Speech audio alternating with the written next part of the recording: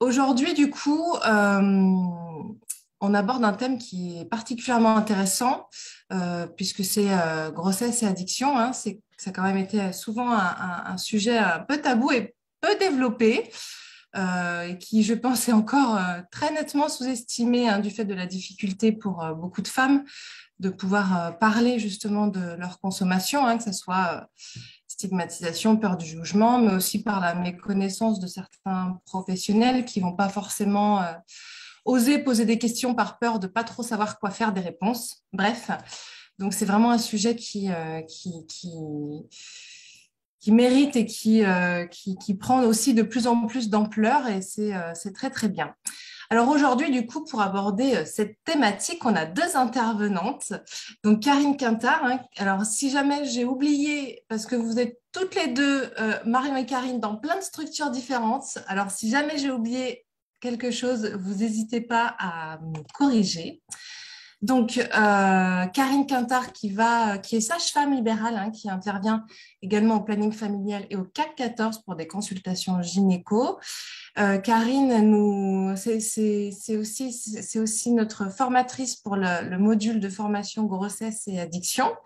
Donc, c'est un sujet qu'elle connaît très bien, et qui fera du coup une présentation, on va dire, générale autour de cette thématique. Et il y aura le docteur Valéjo, Marion, qui est médecin généraliste et qui intervient à Guillaume Broutet, mais aussi au centre de planification et à la maison de santé publique de l'hôpital d'Avignon, si j'ai bien tout saisi, et qui du coup nous fera plutôt un focus. Alors ce matin, on a fait un peu, voilà, c'était un peu l'idée de faire un focus sur le tabac et la périnatalité, hein. Alors évidemment, les addictions, c'est très vaste, mais du coup, voilà, c'est un parti pris. Et puis, on aura l'occasion d'échanger autour de la thématique de grossesse et addiction à bien d'autres reprises. Voilà. Donc, s'il y a des questions, évidemment, l'idée, c'est de pouvoir se garder un temps avant la fin pour pouvoir y répondre.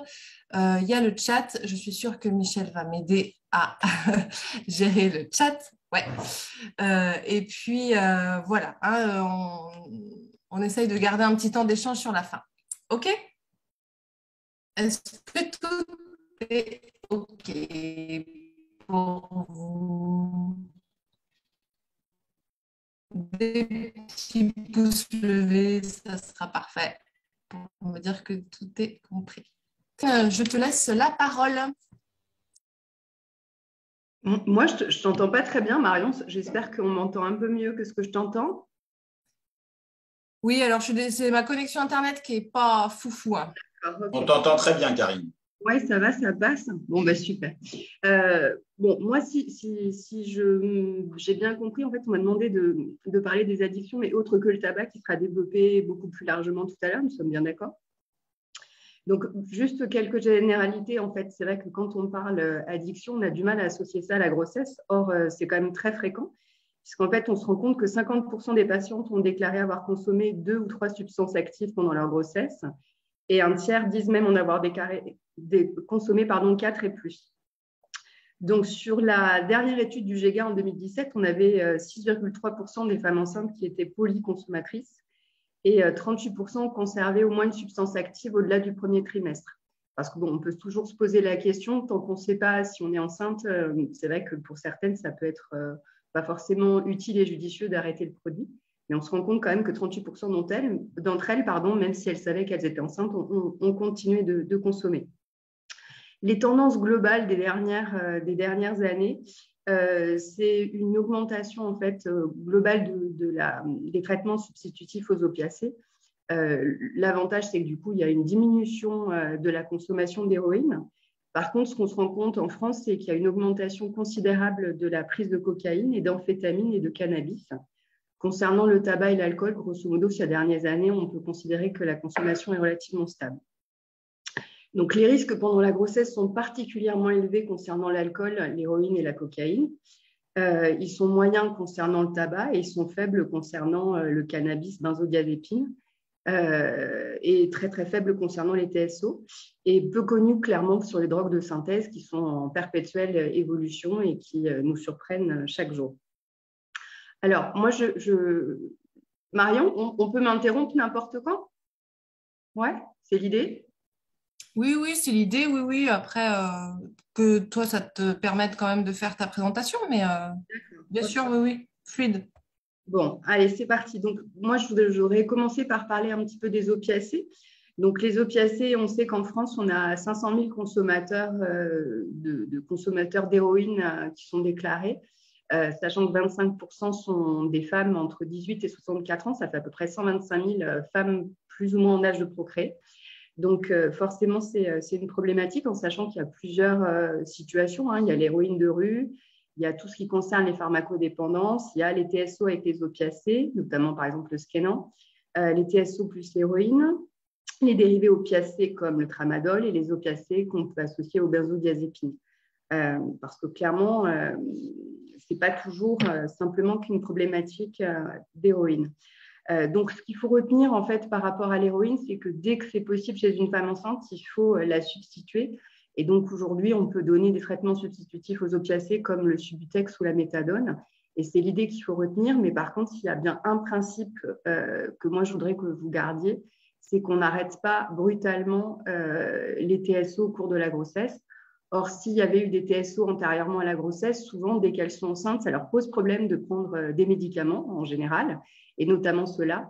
Et elles peuvent être très tentées, soit elles-mêmes, soit par leur entourage, d'arrêter ces traitements substitutifs aux opiacés, ce qui peut être dramatique, hein, puisqu'on décrit des fausses couches et des morts fétales in utero qui sont liées à un arrêt brutal. Donc, s'il y a bien quelque chose qu'il faut retenir, c'est surtout ne pas arrêter la prise, sachant même que du fait de la spécificité de la grossesse, on sait qu'entre l'augmentation du volume sanguin, la charge lipidique plus importante et le fait que ça va se diluer dans les graisses, il y a même besoin de fractionner la prise de ces TSO et certainement d'augmenter au fur et à mesure que la grossesse va avancer la posologie. Donc ça, il faut bien s'y préparer. Donc l'objectif de les mettre sous TSO, c'est déjà d'améliorer le suivi médical, hein, parce qu'on se rend compte que ces femmes-là, quand elles sont consommatrices d'héroïne, souvent malheureusement, c'est des diagnostics de grossesse tardifs avec un suivi qui est très épisodique, voire quasiment absent. Et donc ça, c'est un gros problème. Dès qu'elles sont sous TSO, l'avantage, c'est qu'elles vont être prises en charge par une équipe multidisciplinaire, service d'addicto, gynéco, sage-femme, pédiatre aussi, puisqu'elles vont être reçues par un pédiatre, puisque on pourra tout à fait envisager un syndrome de sevrage chez l'enfant qui nécessitera une hospitalisation néonate pour quelques jours. Et éventuellement, dans des situations de sevrage assez important chez l'enfant et en difficulté, on pourra lui donner du sirop de morphine. Voilà. Donc, l'idée aussi de les mettre sous TSO, c'est prévenir le risque de transmission virale, hein, concernant l'hépatite A, B, C et le VIH. Diminution aussi des risques de tension liés à la recherche du produit, hein. Certaines, malheureusement, quand elles sont consommatrices d'héroïne, se prostituent, par exemple. Et puis, diminution du risque fœtal aussi, hein, puisque comme je l'ai expliqué, s'il y a un syndrome de manque qui est assez conséquent, on peut faire une fausse couche, elle peut faire une fausse couche ou une mort fœtale in utero. Prévention aussi des risques de rechute par rapport à l'héroïne et des autres produits addictifs. Et puis, ça les sort aussi de cette clandestinité. Donc, ce qu'il faut retenir, c'est que ça diminue énormément les risques obstétricaux de fausses couches, comme j'en ai parlé tout à l'heure, mort fœtale in utero. On sait aussi qu'une femme qui est héroïnomane, si elle n'est pas substituée, c'est 15% d'accouchements prématurés, 30% de césariennes. Alors que dès qu'elle est sous TSO, en fait, on a des chiffres qui sont assez proches de la population générale. Ce qu'il faut savoir quand même par rapport à l'héroïne, c'est qu'il n'y a pas de risque malformatif, hein, lié à la prise d'héroïne, contrairement par exemple à l'alcool ou la cocaïne dont je parlerai tout à l'heure. Et puis l'idée de les mettre sous TSO, et ça c'est quand même pas négligeable, c'est de pouvoir continuer d'imaginer garder ce lien mère-enfant, parce qu'une femme qui est héroïnomane, ce qu'on craint forcément, c'est qu'elle vive dans une grande précarité, dans des grandes difficultés qui peuvent être emmenées l'équipe de soignants à envisager éventuellement un placement, ce qui ne se fait pas quand une femme est bien équilibrée sous TSO et bien suivie. Ça rassure toute l'équipe. Voilà, donc je crois que j'ai fini. Je ne sais pas s'il y a des questions sur les opiacés. Non, j'embraye. Marion? Ouais. Donc après, moi, ce que je voulais envisager, c'était la cocaïne, hein, comme je vous l'ai dit. Donc actuellement, La consommation de cocaïne est de plus en plus importante en France. Ce qu'on sait, c'est qu'on a à peu près 3,8% des 18 à 64 ans qui consomment et 2,7%, moi j'étais un peu surprise de ces chiffres, même des filles de 17 ans qui consomment de la cocaïne. Donc c'est le produit illicite le plus consommé en France après le cannabis.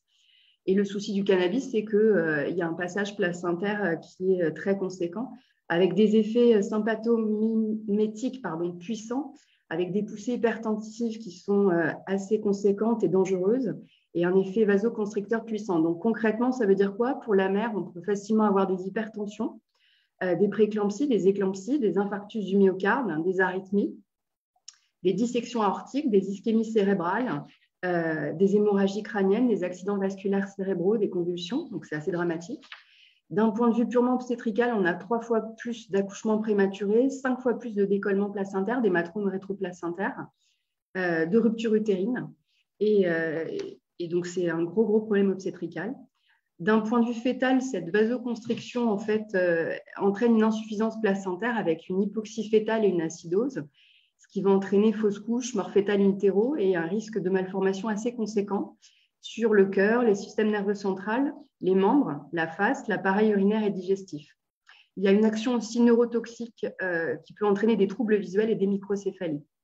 Donc, on a 2 fois plus de retard de croissance intra-utérin, on retrouve facilement des anomalies du rythme cardiaque fœtal et un syndrome aussi de manque chez le nouveau-né qu'on peut retrouver. Ce qu'on sait aussi, c'est qu'il y a 15% de mort subite du nourrisson chez les femmes qui ont consommé de la cocaïne, surtout quand c'est associé à du tabac.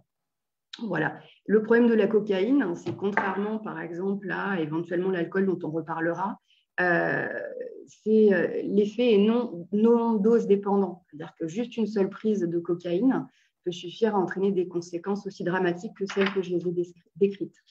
Donc, les recommandations chez une femme qui est consommatrice, c'est surtout de ne pas consommer de cocaïne, excusez-moi, quand elle est enceinte. Et puis, ce qu'il faudra prévoir chez l'enfant, c'est une école transfontanellaire à la naissance. Et puis, ce qu'il faut aussi déjà donner comme information dès qu'on a une notion de prise de cocaïne au cours de la grossesse, c'est d'envisager aussi la particularité allaitement, puisqu'on sait qu'une prise de cocaïne chez une femme qui va allaiter jusqu'à 72 heures après sa prise de cocaïne, il y a un risque de mort subite du nouveau-né avec un arrêt cardiaque qui peut être lié à cette prise de coke. Donc, c'est vraiment une information qu'il faut donner parce qu'elles ont du mal à imaginer qu'il y ait des répercussions jusqu'à 72 heures après. Voilà, je ne sais pas s'il y a des questions sur la cocaïne, si j'étais assez claire. A priori, Marion, il n'y a rien qui vient? OK. Autre produit, donc le cannabis, donc c'est le produit le plus consommé illicite.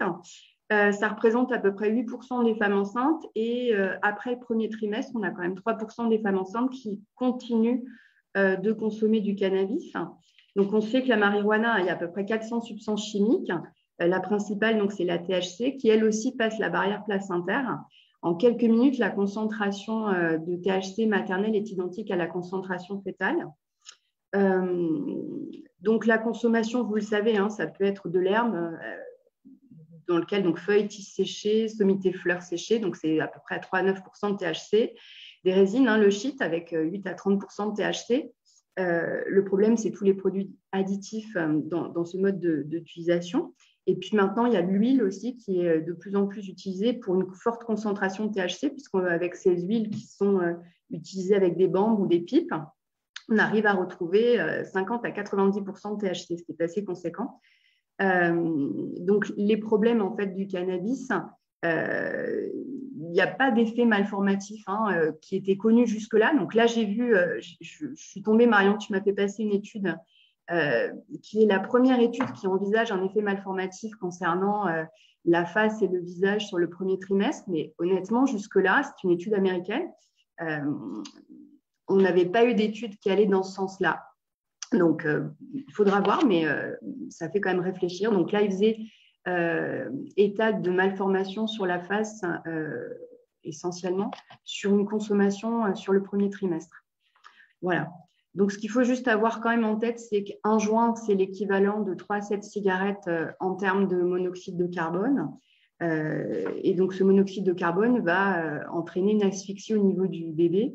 Et du coup, l'utilisation de cannabis et la problématique cannabis est souvent associée à la problématique tabac, avec toutes les conséquences que ça va entraîner, c'est-à-dire diminution de la fertilité, fausse couche, accouchement prématuré, menace d'accouchement prématuré. Et donc, du coup, l'idée, c'est quand même d'essayer de voir avec ces femmes pour diminuer leur consommation de tabac. Et donc, forcément, envisager des fois des substituts nicotiniques et puis revoir éventuellement le mode de consommation en sachant que si c'est des feuilles séchées, pardon, peut-être, alors c'est peut-être pas très stratégique, mais envisager, si elles ne peuvent pas s'arrêter, de faire des space cakes, par exemple. Ça peut être une solution. L'idée étant d'éviter au maximum le monoxyde de carbone qui est vraiment très dangereux pour l'enfant. Ce qui est problématique aussi pour l'enfant, c'est que quand même on s'est rendu compte sur les fortes consommations qu'il pouvait y avoir des conséquences plus tard chez les enfants. Avec ce qu'on décrit, c'est des enfants qui sont avec des troubles de l'attention, qui sont plutôt impulsifs, qui ont des troubles de l'apprentissage, des troubles neuromoteurs, et donc qui vont avoir des retards dans le développement ultérieur, avec des enfants qui, par la suite, peuvent eux-mêmes être consommateurs de cannabis, de tabac. Et on décrit même dans cette étude-là de 2009 de El Maroun et Tol des problèmes avec la loi et des problèmes de délinquance. Voilà. Je ne sais pas s'il y a aussi des questions sur le cannabis. En fait, la problématique, c'est la réduction des risques. Si je comprends bien, en fait, s'il y a un peu une dépendance au cannabis, chez une femme enceinte, il vaut mieux essayer de l'orienter donc, sur les gâteaux, les tisanes, ou je ne sais pas quoi d'autre.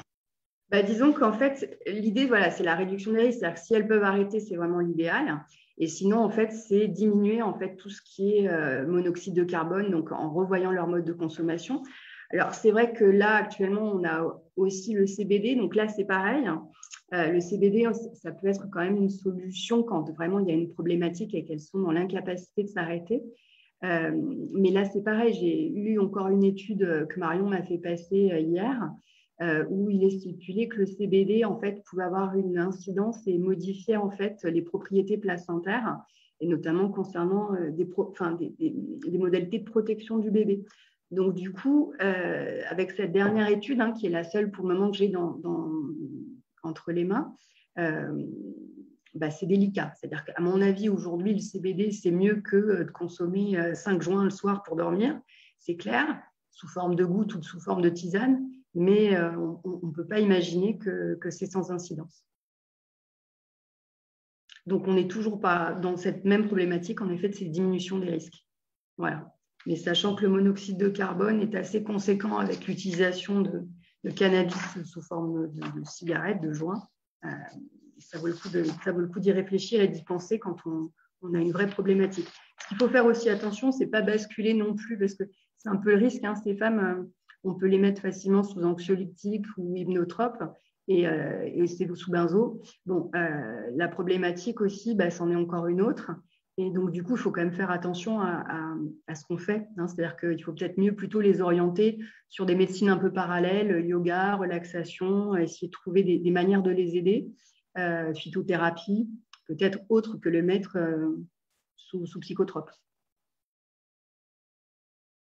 Oui, je rajouterais que pendant longtemps, on a lutté au début des traitements de substitution contre les obstétriciens qui préféraient effectivement mettre sous benzo que de laisser sous traitement de substitution. Et c'est un peu la même problématique.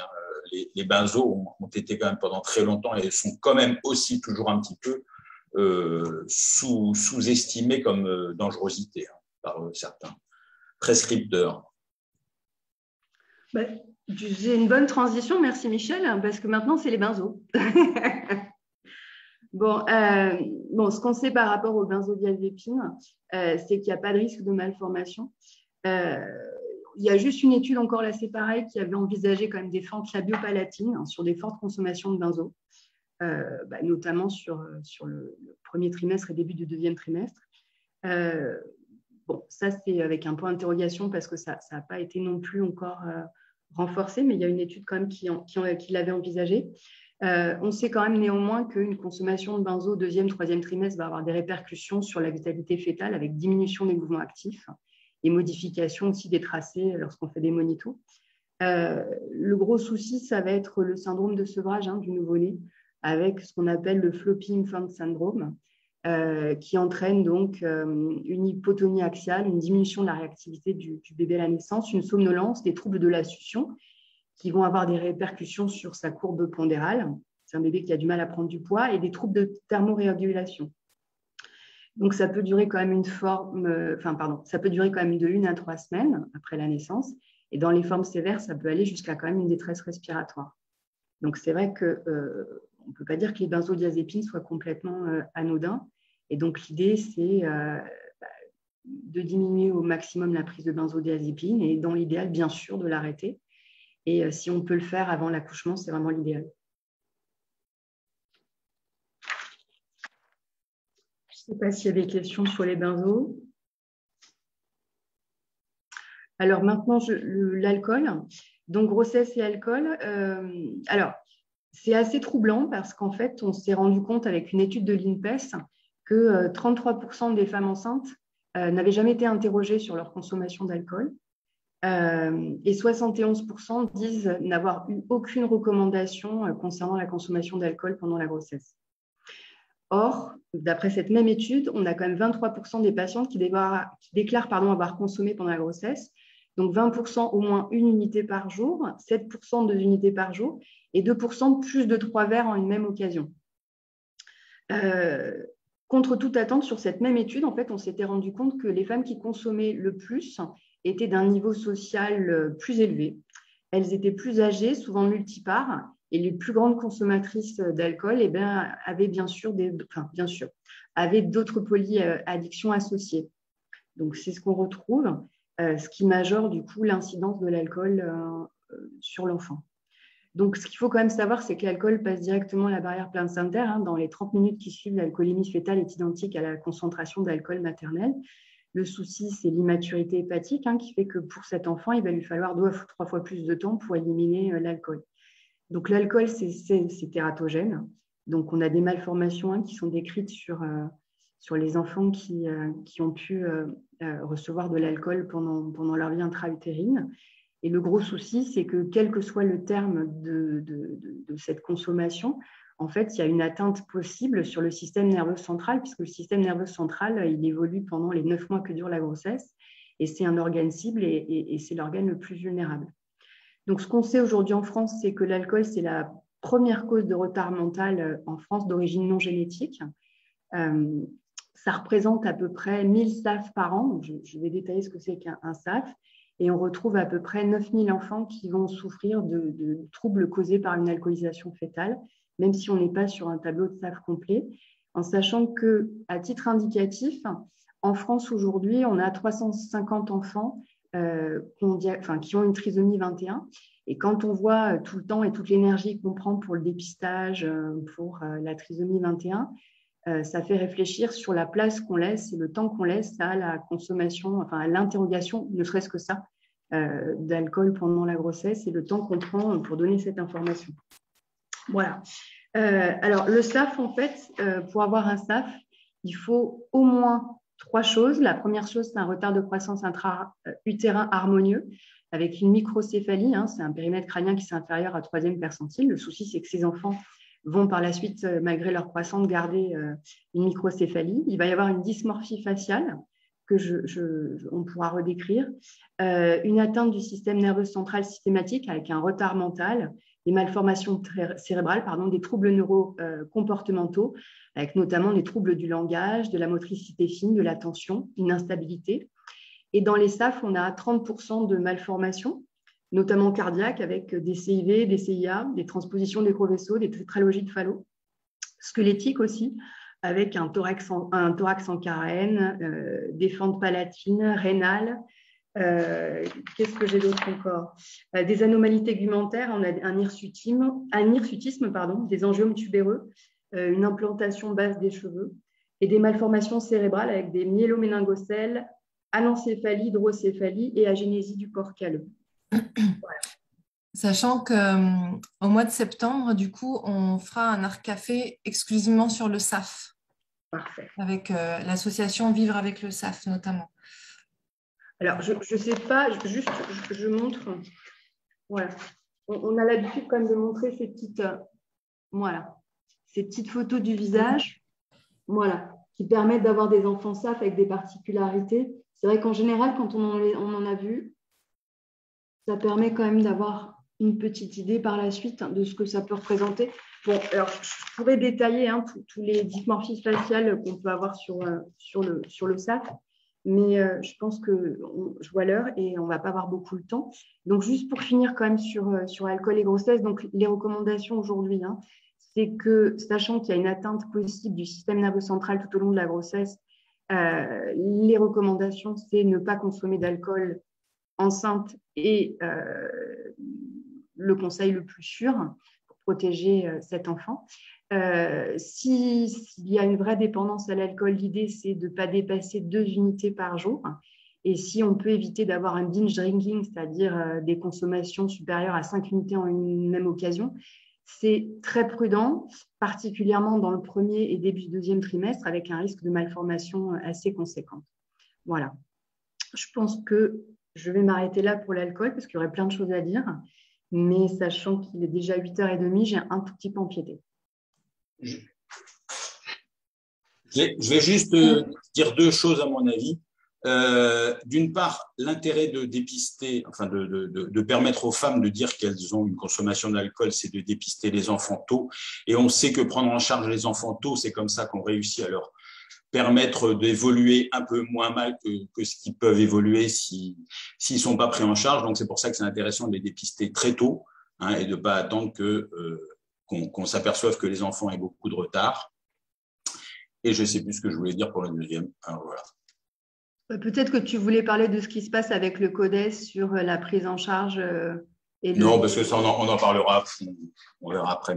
Mais c'était voilà, c'était surtout que oui. Et puis aussi quand même que le discours zéro alcool est très compliqué aussi à gérer pour les professionnels et pour les femmes parce que tout le monde sait que c'est pas bon, tout le monde sait que c'est marqué partout que c'est pas bon et personne n'ose en parler. Les femmes n'osent pas en parler parce qu'elles savent que elles prennent des risques et les professionnels souvent n'osent pas en parler parce qu'ils se retrouvent à se dire mais qu'est-ce que je vais faire une fois qu'elle va me dire qu'elle boit cette femme. Alors que ouvrir la porte, c'est super important et que de toute façon, il y aura toujours des aides pour aider et les professionnels et les usagers. Mais le tout, c'est de réussir à en parler et de ne pas rester sur cette espèce de faux semblant qui est trop souvent là. Voilà.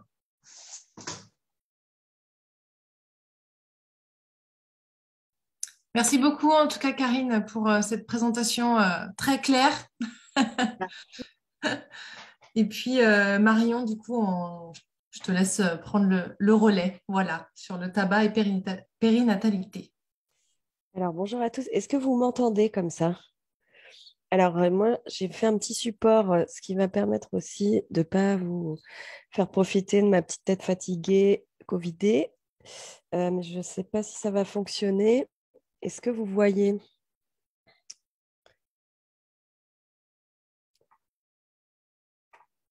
Oui, on voit. Voilà. Parfait. Donc, on va faire un petit focus sur le tabac ce matin. On a déjà abordé certaines choses, notamment lorsque Karine a parlé du cannabis, puisqu'on va se rejoindre sur toute une partie sur le monoxyde de carbone, sur lequel je vais pas mal revenir. Donc, quelques généralités. Alors, la périnatalité chez une femme, c'est un moment de sa vie privilégié pour arrêter de fumer. Le tabagisme pendant la grossesse est en augmentation depuis 30 ans. Bon, ça, c'est en corrélation évidemment avec l'augmentation du tabagisme chez la femme tout court. Les soignants sont encore peu formés à l'aide au sevrage en tabac chez la femme enceinte. Et comme disait Michel, un peu sur l'alcool, c'est aussi encore pas assez abordé, par peur de ne pas, crainte de ne pas savoir quoi faire, quoi dire, mais aussi par crainte de... les femmes savent que le tabac n'est pas bon pour la grossesse et pour le bébé, les soignants aussi, mais par souci de ne pas vouloir culpabiliser les femmes C'est pas toujours abordé. Les femmes enceintes ont peu recours à l'aide au sevrage puisque 73% essaient d'arrêter seules et on note une difficulté au maintien du sevrage en postpartum. On y reviendra puisque la quasi-totalité des femmes vont reprendre pour celles qui ont arrêté pendant la grossesse. Donc, pour faire un petit peu d'épidémiologie, donc la dernière étude qu'on a, c'est le baromètre santé de 2017, vraiment qui va se focaliser là-dessus. Donc, en France, on a 28% des femmes qui sont fumeuses lorsqu'elles apprennent à être enceintes. Et il y a 20% qui va continuer à fumer pendant tout ou une partie de la grossesse. Donc, c'est ce qu'on voit sur le graphique ici. Donc, en fait, il y a ces 28% qui sont là. Il va y avoir 8% qui va arrêter au moment où elles vont apprendre à être enceintes. Il y en a qui vont, encore 5% qui vont s'arrêter pendant la grossesse. Et du coup, il y a à peu près 14% qui va continuer à fumer tout au long de sa grossesse, dont une grande majorité va diminuer. La plupart des femmes fument moins de 10 cigarettes par jour, voire moins de 5 cigarettes par jour pendant la grossesse, donc elles diminuent quand même leur consommation. Et pourtant, les femmes envisageaient une grossesse sans tabac. Elles savent que c'est dangereux, elles savent que c'est pas bon pour leur bébé. Voilà. Donc, je vais répéter quelques points qui ont été dits auparavant rapidement. Donc, il y a des conséquences sur le tabagisme, donc surtout liées au monoxyde de carbone, j'y reviendrai plus tard. Donc, avant la grossesse, il y a des troubles de la fertilité qui vont être rencontrés chez les femmes fumeuses, aussi lorsque le partenaire fume. Pendant la grossesse, donc, il y a une augmentation du risque de grossesse extra-utérine, de fausses couches spontanées, d'anomalies d'insertion du placenta, notamment les placentas prévia qui vont entraîner un risque hémorragique et puis plus de césarienne, d'hématome rétroplacentaire avec aussi un risque de césarienne. Voilà. Un retard de croissance in utero, un risque de prématurité, surtout lié du coup à toutes ces complications obstétricales, et ça augmente aussi le risque de mort fœtale in utero. Après l'accouchement, on sait que le tabagisme va avoir une influence sur l'allaitement maternel. Ça augmente la mort subite du nourrisson et va entraîner des pathologies pulmonaires, surtout chez l'enfant. Et tout ça avec un effet dose dépendant, c'est-à-dire que plus la femme fume, plus ce risque va être augmenté, notamment sur les grossesses extra-utérines, en fonction de la quantité de tabac fumé, on va avoir, surtout du monoxyde de carbone, un risque qui peut être multiplié de 2 à 5 en fonction de la dose. Et on va aussi retrouver ces conséquences aussi chez les femmes non fumeuses qui sont exposées au tabagisme passif, surtout du partenaire, lorsqu'il est très important. Ça peut aussi entraîner une augmentation des fausses couches, notamment. À savoir, du coup, effectivement, pour revenir sur ce qui a été dit sur le cannabis, que pour l'instant, il n'y a pas d'effet tératogène, donc malformatif, qui a été vraiment prouvé concernant le tabac, puisque sur les fentes labiopalatines notamment, il y a une prévalence qui est quand même importante finalement dans la population générale. Et les études sont un peu contradictoires et pour l'instant, il n'y a pas d'études qui montrent vraiment qu'il y a des malformations chez l'enfant liées au tabac. Donc, il y a quelques particularités au niveau du sevrage chez la femme enceinte. Donc, souvent, c'est un arrêt qui se veut soudain, qui n'a pas été planifié ni pensé en amont par la femme. Il y a un caractère urgent à l'arrêt que la femme connaît. Alors, idéalement, pour nous, il faudrait que ce soit le plus tôt possible, surtout lors du premier trimestre, puisque à partir du deuxième trimestre, on continue à avoir un effet quand même sur la prématurité et sur le poids de l'enfant, mais sur les autres risques obstétricaux, sur le taux d'hospitalisation en néonatologie par la suite, notamment après le premier trimestre, une diminution, un arrêt du tabac a moins d'impact. Souvent, c'est la première tentative d'arrêt aussi pour la patiente. La grossesse, c'est le lieu d'imposition de plusieurs contraintes et de frustration, et l'arrêt du tabac peut être vécu comme une imposition et une frustration supplémentaire pour elle. Bon, il y a de la pression à l'arrêt pour la femme, ce qui peut entraîner une culpabilisation en cas d'échec qui est à prendre en compte, qui est à prendre en charge aussi pour nous. Il y a un facteur physiologique aussi, c'est-à-dire qu'il y a une augmentation de la progestérone pendant la grossesse et en début de grossesse qui va entraîner une diminution du craving et des envies, voire un dégoût qui est décrit par les femmes au début de la grossesse surtout, qui font qu'elles vont avoir envie, pour la plupart, moins envie de fumer et qu'elles vont diminuer naturellement leur consommation. Et puis, il y a l'influence aussi du tabagisme de l'entourage et notamment du conjoint qui est à prendre en compte. Donc, nous, au niveau de la prise en charge, du coup, la première chose, ça va être de repérer les consommations. Donc, la consommation de tabac, de poser la question. Lorsque la femme a arrêté de fumer, dit qu'elle ne fume pas, je pense que c'est important aussi de demander si elle fumait avant d'être enceinte, parce qu'elle ne va pas toujours l'expliciter. Et puis, repérer les autres consommations associées, donc notamment le cannabis, l'alcool et toute autre consommation qui va entraîner un sevrage d'autant plus complexe lorsqu'il y a des polyconsommations, comme chez les patientes pas enceintes. La deuxième chose, du coup, ça va être d'informer bien les femmes sur les mécanismes et les effets du tabagisme sur la grossesse, donc sur les complications dont on a parlé auparavant, mais surtout sur ce qui est nocif et toxique dans le tabagisme chez la femme enceinte. Et donc, ça va être le monoxyde de carbone, puisque la plupart des femmes vont en fait attribuer la nocivité à la nicotine, au goudron, mais vont méconnaître les mécanismes du monoxyde de carbone. Donc, le monoxyde de carbone passe la barrière placentaire, il va se fixer sur l'hémoglobine fœtale et entraîner des phénomènes d'hypoxémie aussi par vasoconstriction des vaisseaux. Et il est important aussi d'expliquer le phénomène de compensation. Donc, qu'est-ce que c'est? C'est qu'en fait, on a démontré que lorsqu'une femme diminue sa consommation en termes de nombre de cigarettes pendant la grossesse, et en fait, elle va adapter sa façon de fumer, elle va tirer plus sur la cigarette, elle va écraser le filtre, et au final, le taux de monoxyde de carbone va rester équivalent, voire supérieur. Donc, la diminution en nombre de cigarettes n'est pas forcément signe de réduction des risques. Et vraiment, du coup, nous, le but, ça va être soit d'arrêter toute consommation pour arrêter l'exposition au monoxyde de carbone ou de réduire le monoxyde de carbone avec notamment des substituts nicotiniques, on va y revenir. Donc, on va bien sûr associer avec l'accompagnement psychologique et aux approches comportementales chez les femmes. Le bupropion et la varenicline ne sont pas recommandés pendant la grossesse, donc il va nous rester, en termes de thérapeutique, les substituts nicotiniques. Donc, s'il y a un message à retenir aujourd'hui, ça va être celui-ci, c'est que les substituts nicotiniques peuvent être pris et initiés à tout moment de la grossesse.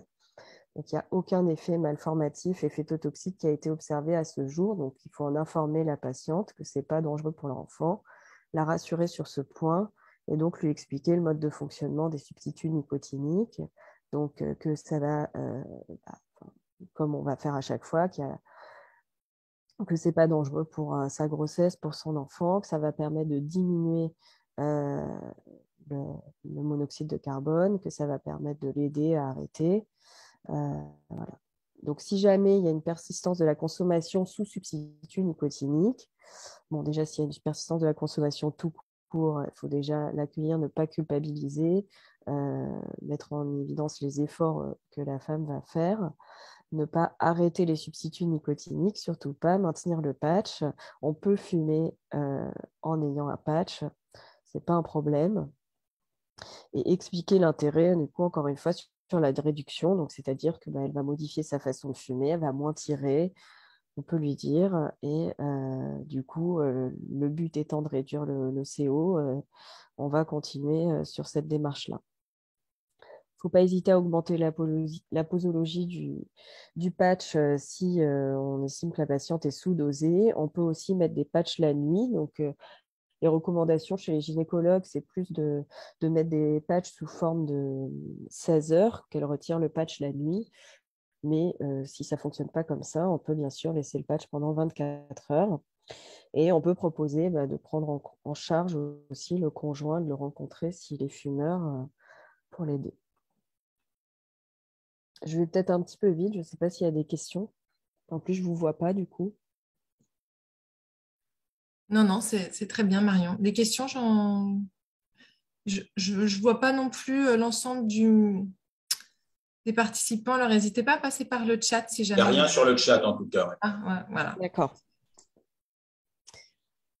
Alors, au niveau de la cigarette électronique, alors c'est un petit peu la même position que lorsque les femmes ne sont pas enceintes, mais avec encore plus on va dire, de précaution, puisque c'est un peu ça qui est recommandé, c'est le principe de précaution. Donc, en fait, si la patiente vapote déjà, mais il faut quand même repérer un tabagisme résiduel associé parce qu'elle peut continuer à fumer et du coup, il faut prendre en charge ça. Donc, on peut lui proposer des substituts et bien expliquer que l'idée, c'est d'arrêter de fumer. Vraiment, ça va être la fumée de tabac qui va être un peu la dangerosité. Donc, l'informer sur les autres méthodes d'arrêt qui vont être moins à risque, proposer des substituts nicotiniques. Et donc, la recommandation des gynécologues, entre autres, c'est le principe de précaution. Donc, comme d'habitude, d'expliquer qu'on ne connaît pas les effets, alors notamment des arômes et du glycérol sur le risque sur la grossesse et puis sur le long cours. Et donc, voilà. Mais bon, si la patiente est en demande et qu'on a essayé d'autres méthodes qui n'ont pas marché et que voilà, on n'a pas d'autres solutions, bien évidemment, on imagine que c'est mieux que de continuer à fumer du tabac en n'oubliant pas qu'elle peut vapoter et fumer en même temps. Et donc, de ne pas oublier de prendre soin de ça. Alors, après l'accouchement, donc il y a pas mal de reprises puisque 50% en fait, des femmes qui auront arrêté de fumer pendant la grossesse auront repris 6 mois après l'accouchement et jusqu'à 90% aura repris 1 an après l'accouchement. Donc, il y a plusieurs facteurs qui ont été étudiés qui sont exprimés comme favorisant la reprise. Donc, le plus gros facteur, c'est le fait d'avoir un partenaire fumeur. Le fait que en fait, la grossesse soit vécue comme une parenthèse à la consommation pendant la grossesse, que la motivation initiale, elle est pour le bébé, pour la santé du bébé et pas pour la femme elle-même. Après l'accouchement, elle est moins soutenue. Les femmes sont moins soutenues, donc l'entourage social est moins soutenant, voire même l'invite à reconsommer après l'accouchement et aussi de l'entourage médical, puisque on va parler de beaucoup de choses après l'accouchement et on va un petit peu oublier cette question du tabac.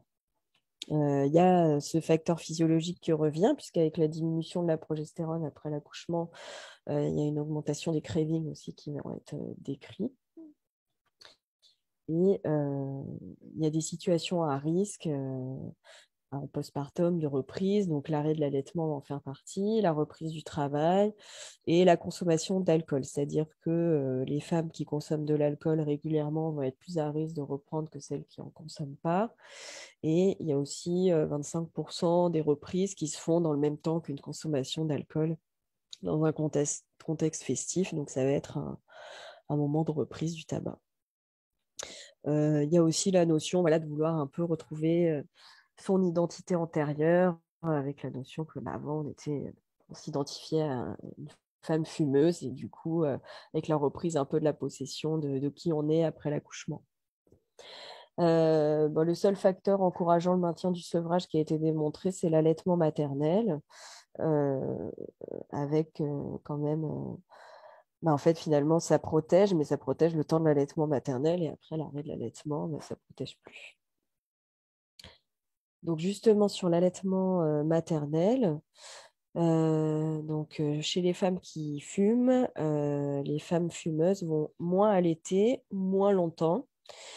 Et donc, c'est déjà physiologique puisqu'il va y avoir une diminution de la lactation liée à la nicotine cette fois. Donc, elles ont moins de lait, les femmes qui fument pendant l'allaitement. Donc, ça va moins les motiver aussi à poursuivre, puisque ça va être plus difficile pour elles d'allaiter, et donc elles vont allaiter moins longtemps. Il y a aussi une augmentation des coliques du nourrisson.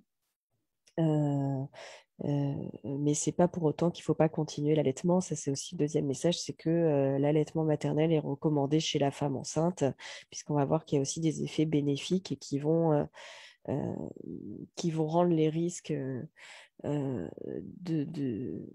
coliques aussi moins importants sur la durée. Donc, ça entraîne plus de coliques du nourrisson qui ne sont pas graves, mais du coup, ça va participer au fait que voilà, elles ont l'impression que leur enfant, ça les rend malades, l'allaitement, et au fait qu'elles vont allaiter moins longtemps, arrêter plus rapidement.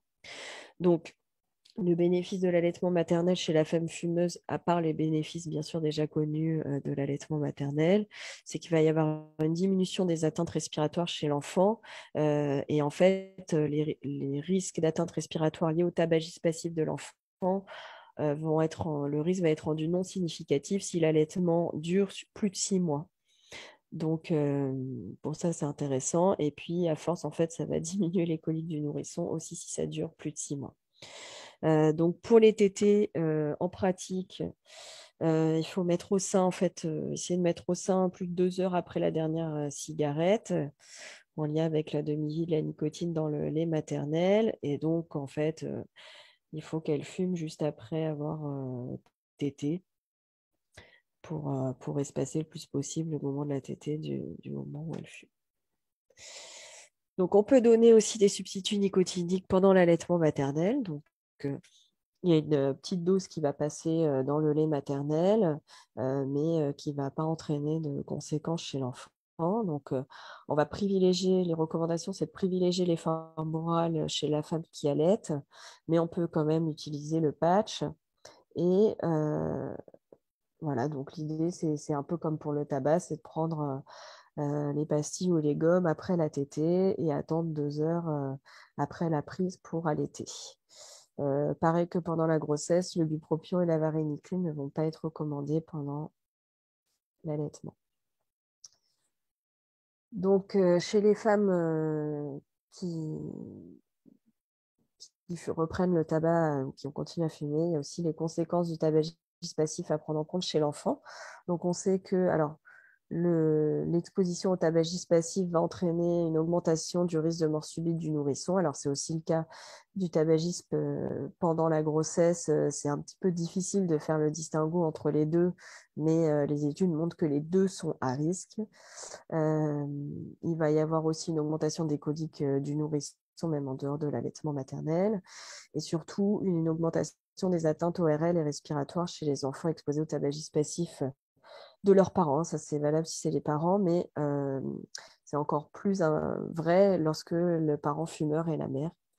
Donc, il va y avoir une augmentation de 72% des bronchiolites et des pneumopathies, de 21% d'asthmatiques et de 48% d'otite moyenne aiguë. Et donc, c'est des affections qui vont être souvent plus fréquentes, plus longues et plus graves aussi chez les enfants qui sont exposés au tabagisme passif. Alors, il y a des études qui montrent qu'il y aurait aussi des troubles du comportement et notamment des TDAH chez les enfants qui ont été exposés au tabagisme passif. Alors, c'est un peu contradictoire pour l'instant au niveau de ces études et sur les troubles du développement et du comportement de l'enfant. Et sur le TDAH, ça semble se confirmer. Et puis, les enfants qui ont des parents fumeurs ont le risque eux-mêmes plus important de devenir fumeurs qu'un enfant qui n'a pas été exposé au tabagisme dans l'enfance. Donc, voilà pour les risques pour l'enfant. Du coup, si on peut donner quelques conseils aux parents pour limiter l'exposition au tabagisme passif de leur enfant, donc ça va être de fumer, bien sûr, à l'extérieur du domicile et de la voiture, d'éviter de ne pas fumer en présence de l'enfant. Alors, on peut leur conseiller aussi de se doucher, de changer de vêtements après avoir fumé, puisqu'il va y avoir des résidus au niveau des vêtements et de la peau. Et donc, on peut aussi faire attention au cododo. Donc, le cododo, c'est bien sûr c'est pas de dormir dans le même lit que l'enfant, hein, puisque ça, c'est des choses qui ne sont pas recommandées. Mais c'est le fait de dormir dans la même chambre que l'enfant, puisque la nuit, il va y avoir du monoxyde de carbone en fait, qui va être expiré dans la chambre, et donc un taux de monoxyde de carbone dans la chambre qui va être augmenté, avec une augmentation aussi du risque de mort fœtale, de mort subite du nourrisson. Donc normalement, il faudrait déconseiller le cododo aux parents qui fument, en sachant que c'est quand même un facilitateur de l'allaitement maternel. Donc en discuter, mais je pense que c'est bien quand même d'en parler et d'informer aussi de ça. Voilà, donc s'il y a quelques messages à retenir, c'est que la nocivité du tabagisme chez la femme enceinte, elle est liée au monoxyde de carbone et qu'il faut l'en informer. Que l'idéal, c'est que la prise en charge soit la plus précoce possible et que l'objectif pour nous, ça reste quand même l'arrêt du tabac. Que les substituts nicotiniques sont indiqués pendant la grossesse et pendant l'allaitement et peuvent être initiés à tout moment de la grossesse. Qui peut être intéressant de proposer de rencontrer et d'accompagner le partenaire s'il est fumeur. Que l'allaitement maternel est recommandé chez la femme fumeuse et qu'il semble important de prolonger l'accompagnement au sevrage tabagique après l'accouchement pour lutter contre la reprise, même si les études ne sont pas très optimistes sur l'effet des interventions en postpartum pour éviter la reprise du tabac. J'essaie de retirer le mode présentation. Ouais. Merci beaucoup, Marion. Il nous reste... Normalement, tu dois voir, oui, en haut, mettre fin au partage d'écran. Alors... il nous reste du coup 5 minutes. Alors, je suis désolée, je ne vois pas tout le monde du coup le temps du partage d'écran. Est-ce qu'il y a des réactions ou éventuellement une ou deux petites questions avant qu'on arrive à 9 heures? Ah, nickel. Merci. Est-ce qu'il y a des réactions ou des besoins de précision? J'ai toujours mon petit mot à dire, moi j'aime bien. Non, c'était parce que je pense que un des principes quand même importants, c'est la prévention. Et la prévention, c'est d'en parler aux femmes avant qu'elles soient enceintes. Et pour ce, je pense qu'il faut se battre pour que existent les consultations préconceptionnelles, c'est-à-dire que lors de consultation pour des prescriptions de pilules, mais voilà, ça peut ne pas être que chez des médecins, mais que dès qu'on peut parler projet de grossesse chez une femme, on évoque effectivement la possibilité de gérer avant ces consommations de produits, de substances psychoactives. C'est mon dada. Tu as raison, Michel. Merci pour cette précision sur la prévention. Est-ce qu'il y avait d'autres il nous reste 3 minutes. Ouais. Pas besoin de précision particulière. Alors, c'est vrai qu'on avait pas mal d'informations super denses. En même temps, c'est un sujet tellement riche qu'il y a besoin de... Bon, il faudrait beaucoup plus de temps, mais déjà, ça a permis de faire un état des lieux et un tour d'horizon. Donc, merci beaucoup à Marion et à Karine pour le temps pris pour le Dark Café. Et voilà. Je lis juste là les petits messages dans le... Je ne sais pas si vous les avez lus, mais voilà, en tout cas, que c'était très clair que le postpartum est un moment essentiel, en effet, dans l'accompagnement. Et voilà, on vous remercie pour vos interventions, mesdames. Le prochain Art Café sera le 8 mars sur la thématique consommation de drogue et risques sexuels. Donc, je vous disais, au mois de septembre, il y aura sur le SAF, syndrome d'alcoolisation fœtale. Et d'ici là, on vous envoie les liens pour l'enregistrement. On mettra les articles dedans, dont on a parlé tout à l'heure. Et puis, on vous souhaite une bonne semaine. Avec plaisir. Bonne semaine!